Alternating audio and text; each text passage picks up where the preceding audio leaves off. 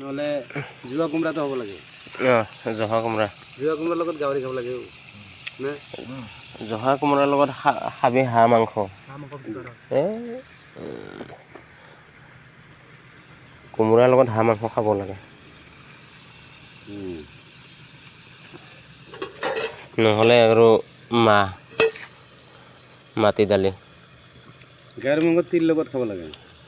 চব লগতে খাব পাৰে কিন্তু বনোৱাৰ কথা আৰু তিল লগত বেছি ভাল। গাহৰি মাংস কোনে খায়? চবে খায়। নাই কিছুমান তিল লগত বেছি নাখায়, বেছি কিবা লগত খায়। আছে ইয়াতে চবে খোৱা মানে এই কিবা দাস এজন নাখায়।